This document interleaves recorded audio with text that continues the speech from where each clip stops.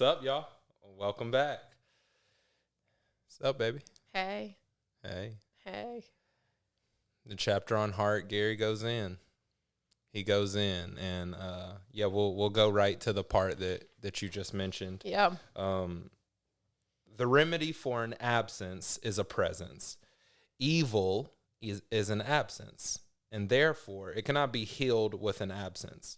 By hating evil or one who is engaged in evil, you contribute to the absence of light and not to its presence. Hatred of evil does not diminish evil, it increases it. Yeah. So like when I remember this feeling in my body for so long, like at school, a kid would do something, I don't know. One thing I remember, first grade, preschool, something, kid like ran out to the field. It had been raining the day before. He filled up a cup of muddy water in a cup that he had found, ran to a kid, turned it over, poured the mud on the kid's head. Oh, dear. The feeling that I remember is my classmates like saying, I don't like him, saying, oh, you know, everybody stay away from him. I don't even remember this kid. And then I remember my feeling as I'm like, I'm sure I'm participating in this too with my 4-year-old self. I remember my body had a knowing that like hating someone who has done wrong ain't right. And so it's like, it's cool to see this teaching come to the surface now, because that is something that like, even before I got on this path consciously, my soul already knew it. It's like, yeah. Evil happens, and a person is not evil. You don't push a person away. And when you do, you're increasing evil. Yeah. This has been I've had a lesson in this in my life, and I think I'm still learning it. And, you know, as I've talked with you a lot about my friend Morgan, who was murdered, and the years, and particularly like the first year after her murder, I grappled with this like sense of, well, I want something bad to happen to this person. And, you know, he was already in jail, in prison, and I would find myself daydreaming about what I deemed as equal acts of violence being done on him. Like, as if like that were the path to making things whole and complete is more of what had already happened. And it was I'd never before, and like, it's also kind of weird right now to share this openly, but I'd never before had such intense, like, oh, harm should happen to an individual. And this goes back a little bit to what we talked about, I think one episode ago, of like what we see in the world. Like, it's not other than us. Like, we are all in these experiences of moving through violence, moving through anger, moving through greed. So do you remember like the feelings of, I don't even like the potential satiation of feeling good, imagining him being murdered, or what, you know, or you murdering him, or whatever you were thinking about? Yeah, and I do. I remember like this feeling of like, oh, that's the right thing to have happen. That's the just thing to have happen. That's even, an eye for an eye. And then I also remember being extremely, not scared. I remember the pain of experiencing this part of my personality and being like, who is this? Because it was as I was recontextualizing who I was, because I've engaged with myself before that point in my life. I engaged with myself from a place of, I am nonviolent, I'm loving, I'm compassionate. And then to experience the part of my personality that wasn't those things was like, you met new sides of yourself. Yeah. That dark sides of Yeah. yourself. And it never, and this is part of the growing that happened. Like, I did that long enough that like, daydreamed of violence. I did that long enough to go, oh, wait, I'm not feeling any better from this. Like, this isn't helping. This is getting me more anger. Yeah. And it's like, it's tricky. It's like a pull inward. The darkness, I don't know. It like my experience of being wronged, feeling like I was wronged, and like that wanting for revenge, I felt like it was doing something. And what it was actually doing was pulling more of my energy into dark, pulling more of my energy into violence, into anger, into sadness, into despair, into vengeance, into constriction.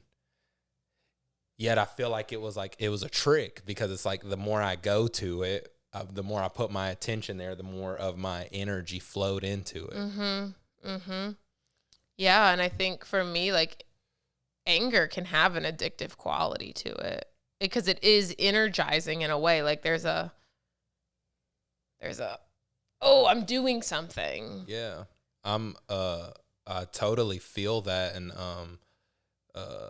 y'all will eventually find out that, like, I'm a big studier of Jordan Peterson, and he talks about the energizing quality of anger as a potential source of power. And what I found is, like, it can be so great when I can turn that energy into light energy. Example, like, I feel myself get angry that if I feel myself get angry that I don't have the time I want in a day. Like, I'm not getting the time to, hang out with Sky. I'm not getting the time to chill with you. I'm not getting on my mat. Then, like, this anger will come up in me, and then the first place that energy goes is, like, blame whatever the cause of overwhelm is, whatever is on my plate, whether it be working with the team around here, or whatever meetings that we got lined up. Or then I can see that anger. And I see it as a compass for what I want more of. And then I use that, and I'm like, okay, if I can take this energy and direct it at consciously and effectively handling the things in front of me, I can create a better future. So it can be energizing. And when it comes to being, like, angry at someone directly, I think about breakups, and I think about how, like, that is has been a signal to me, like, oh yeah, your heart was open. You gave something here. There's wisdom. There's wisdom in it available from that level of multi-sensory. But in that 5 sensory, it's spicy, because it's like, I am the anger. This needs to go away. They're why I'm angry. So the path of, I'll just say, the peaceful warrior. Well, Gary talks about the 5 sensory human experiencing emotion, like appendages that, like the tonsils, for example. Sorry tonsils, to throw you under the bus. It's like how a lot of people will talk about tonsils as, like, it's there, but just to potentially cause pain or get in the way or need to be removed. Yeah. And Gary talks about the 5 sensory human interacting with emotions like that. Like, they're this appendage that I just need to, like, either find a way to extract from my human experience, because they keep causing me pain, they keep annoying me, I just need to shove them down, stifle them. And then he talks about navigating the world from a connection to emotion, and from using that as a guiding force. And that's the call of this chapter. From what I take from it, the call from this chapter is, from that 5 sensory level, something that is counterintuitive. And the call is not to try and solve the emotion or rationalize the emotional experience that you're having. Rather, it is to center yourself in your heart and fully have the emotional experience to find meaning, to see what the emotions are telling you, and to live from that place, different than living in the intellect, which is like emotions are in the way. Emotions are something that need to be changed or chased. So it's like, this chapter is a call to move the focal point of one's consciousness from mind into heart. And that's what I take away from it, is like the thing he's saying. Because there's a difference between living in a moment in the emotion, your experience of emotion, or the intellect of why you think you're having that emotion. And that's something I grapple with often in my life, is like I can be in the emotion, but then I'll feel the intellectual body go like, well, why are you sad right now? Okay, well, you're sad because so-and-so did so-and-so. And then so you need to go do that. And here's your way out of sadness. And then all of a sudden, like I'm in the intellect. And I think out of heart. in the emotion. Yeah. Out of the emotion's wrong, or the emotion out of the narration. Yeah. Out of the figuring out. Yeah, which, shout out to meditation. When I'm consistently meditating, that's when I'm feeling the most willingness to sit in emotion. Different than, like, even sometimes when I talk to you, let's say I'm sad, it seems I'll have a hard time just saying I'm sad and then staring at you. It's like, I'm sad because da-da-da-da, and here's what I need you to do. And this will go away if we can come to this agreement right now. And I think it's a really, like, it's a basic sentence, live connected to your emotions, but it's a practice. The practice of being connected to my emotions, the being connected also frees me from being my emotions. So if I'm connected to my emotions, I also know that they aren't me. So I can watch them, experience them, learn from them, allow them to come through my body and leave my body, and not. So So, for example, recently with one of our team members, I had a conversation that I knew was going to make this person emotional. Wasn't a termination or anything like that, and it was change. And I was able to lovingly be in that conversation and hold the container for their discomfort as well as my discomfort, where I've totally experienced going into conversations like that, and my emotions or their emotion is swaying the meeting and also making me lead that convo ineffectively because I'm playing defense. I'm playing defense against my own emotions. I'm playing defense against their emotions. I'm making my emotions mean something. The relief is good. The nervousness is bad. I need to say this thing that is true. And it's like, I either won't say it or I'll deliver it in an untrue way because I'm not holding that container of, like, I'm not emotion. Yeah. So, I am not the emotion. So, and that doesn't, intellect says, so disconnect from your emotion then. Yeah. No. Connect so that I can experience that has actually been the thing. Well, yeah. Let's stay on the example of talking to team members, because that's it's hard. It's hard. There's so much there. And what I just took away from your share, Chris, is that, like, okay, if I'm scared to feel my own emotions, or I'm attempting to avoid my own emotions as a leader, I will come to the table of a conversation and attempt to manipulate it so another person doesn't have to feel their emotions. Big facts. Consciously or unconsciously. Big facts. Yeah. And that's fake. That's dark. It is. It's an operation. It's a dark art. And being being in light, which is one of the later chapters. Being in light is bringing the emotional field into your awareness and holding it. Mm-hmm. And holding it. Mm-hmm. You know, and so if I have constructed my whole reality at times in my life in order to avoid a feeling. Yeah. There's gonna be somebody who listens to this and it's gonna hit like, oh, I've constructed a whole career off of avoiding something. Yeah. There's something that I'm avoiding feeling that's making me not make choices that would make my life better. Mm-hmm. And so that it's the connectedness to emotion, and understand that even when you feel great, that ain't you. Like even when you feel joy and elation, it's not you. It is the connectedness to heart. These things come and go, and they're here for our learning. Mm-hmm.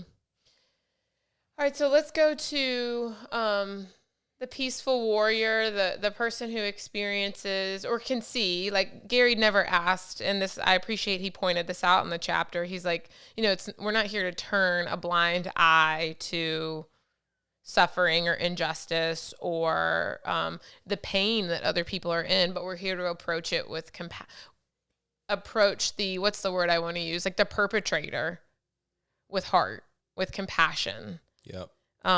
How the hell do you do that? Gary writes, if you see a child being abused or a people being oppressed, for example, it is appropriate that you do what you can to protect the child or to aid the people. But if there is not compassion in your heart, also for those who abuse and oppress, for those who have no compassion, do you not become like them? Compassion is being moved to and by acts of the heart, to and by the energy of love. A compassionate heart can engage evil directly. I love that sentence. Mm-hmm. I'll say it again. A compassionate heart can engage evil directly. It can bring light where there is no light. So when I read that, I see a people that is oppressed. I see myself in action to come in and be a stand for what is right. None of that is now anger at the perpetrator may be there. And this brings me back to transmuting that energy. Mm-hmm. I got a choice. None of my energy, if we're talking about compassion, if we're talking about heart, it's love towards relieving these people of suffering, mm-hmm. being a stand for their right, and understanding that whatever it is that's making me angry or furious or outraged, it's because I know that aspect of my humanity. I know that aspect of violence or oppression. I know whenever I try to dominate you or mm-hmm. dominate other people. And so it's my resonance with the act of domination that would cause me to have a judgment about it. Yeah. And so coming in light is saying, perpetrator, I don't want you to choose that. You don't have to choose that. That's not what, I don't want you out here living that way. And that's what you're on. And I'm not going to allow that to happen to these people. I'm going to bring these people into the love, into love, into light, do whatever it takes to change their situation. Whether it's in this image, it's like new legislature, or whether it's mm-hmm. Or whether it's like physically relocating working people from love, right? And it's also doing it with the compassion for that person who's acting in the dark, that doesn't know that they mm-hmm. don't know, mm-hmm. Mm-hmm. because I've experienced evil as that tug in, And I think we've seen and continue to see on a lot of different levels in our country, in our world, that the groups of people going after each other in hate in order to with the intention of maybe moving the ball forward, but bringing bringing hate. Yeah. It's just not working. It's creating more of the same. And then we have we have the sages that we talk about throughout history, whose message has been love, love, love. It can be so subtle, and I want for the listener here to see the groups that you identify yourself with in the world, the movements that you consider yourself to be a part of, and like feel within yourself what the quality of energy is that you're engaged with that group, that you are engaging with that group in, because there's a different quality of the energy of love.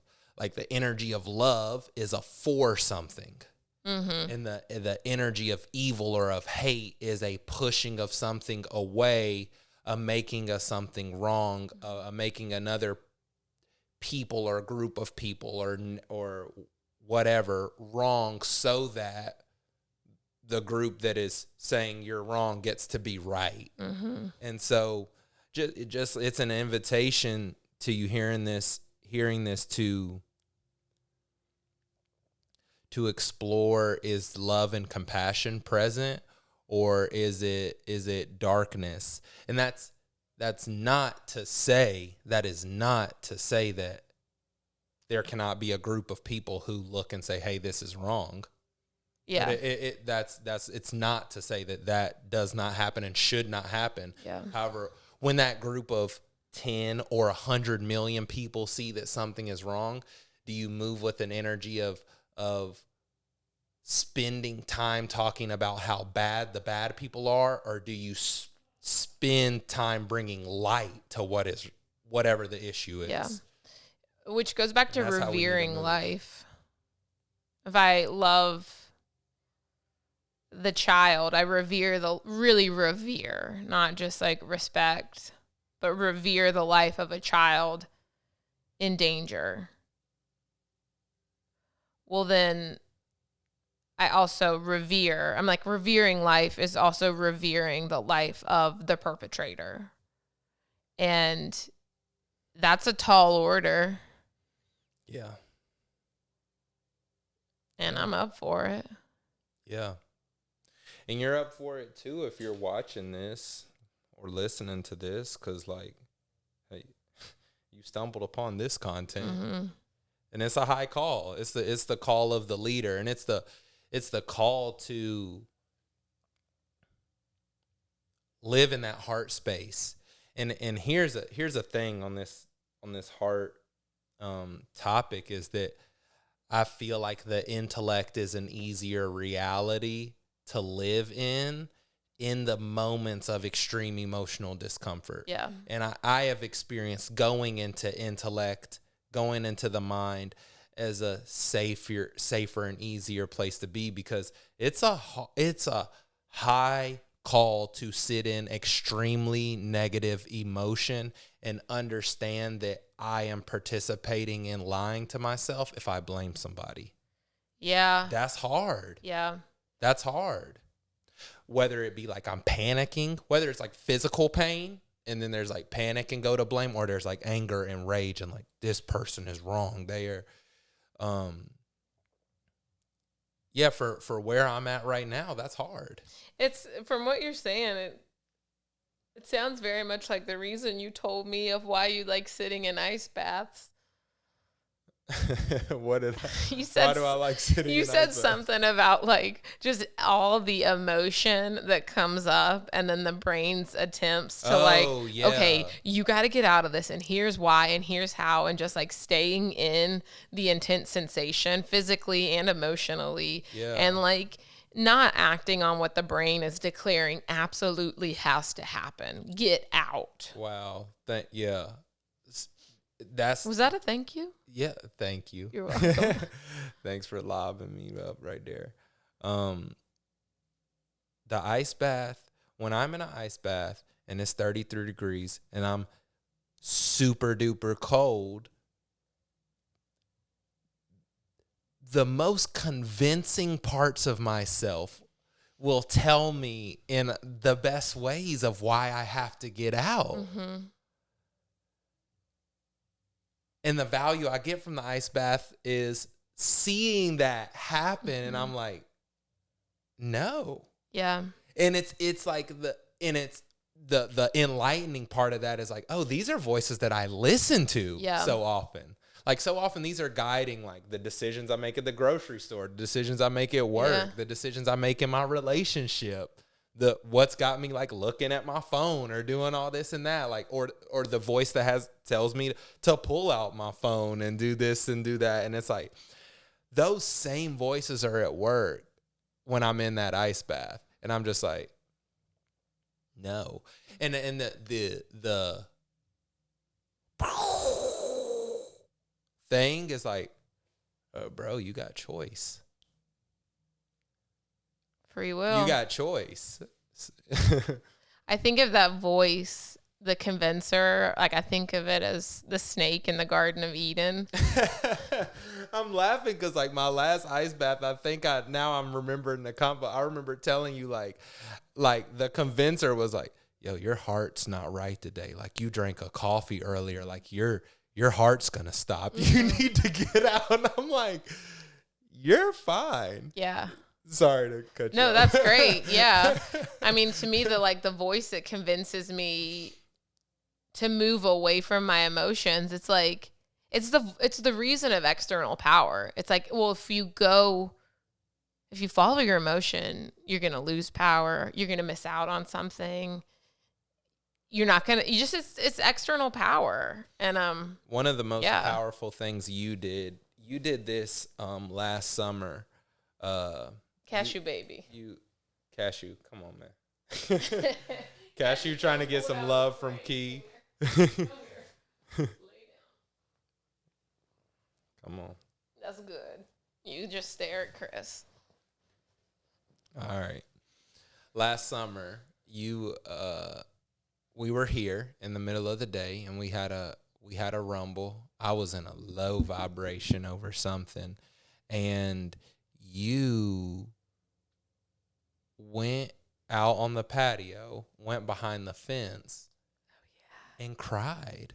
Yeah. And you had an experience, and then we reconnected, and I had said something spicy that like every part level of 10 you, spicy. Yeah, every part of you wanted to clap back on. Yeah. Oh yeah.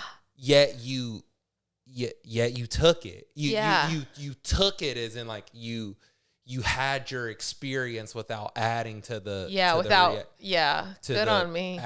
Good on you. And that was a big moment. And in that moment, you showed how that like I saw in that moment that, oh, Chris, you're trying to battle at the level of personality, and she's in the heart. She's in her heart so much so that she's not in this realm you're in of, Chris, of whatever you're fighting for. Whatever you're like fighting for about right now. She's in the experience of emotion. And so I saw it was so clear in that moment. Wow, I remember that. It was so clear in that moment where I was like, oh yeah, I'm in fear and she's in love. Even though you were in pain. Yeah. You were in love and in pain. Yeah. So thank you for that. And thank you for reminding me of that. And it is big. I remember that moment. I don't remember what you said. I don't remember what the argument or the battle was about, but I remember the pain of not reacting. The pain of not going the way, like, that would be the path of least resistance for me, which would be, like, to buck up and, like, do something more damaging to you than you did to me. And, yeah, I've experienced that in smaller moments since that interaction. And it's like emotional weightlifting to me, where it's like, gosh, this does kind of hurt. And it would be, like, the sensory, the external power tells me, girl, it'd be so much more satiating, like immediate satiation, if you just fucking told him what you think. Yeah, and it's good. It's good to put that out in this convo, because like the weightlifting it's going to be harder at first in some scenarios than being like, oh, you can go low. I can go underground. Right. You thought you could go low? I can go hella low. Right. And even though those moments hurt later in a huge way, a huger way that keeps us on this horizontal path where we're not ascending at all, in that short term, it feels empowering. Yeah. And there's the pull in this external power. Right. And one thing I notice is like when I don't clap back, I now have to watch myself that I don't spend time after interactions daydreaming about the violence I could have verbally inflicted on someone.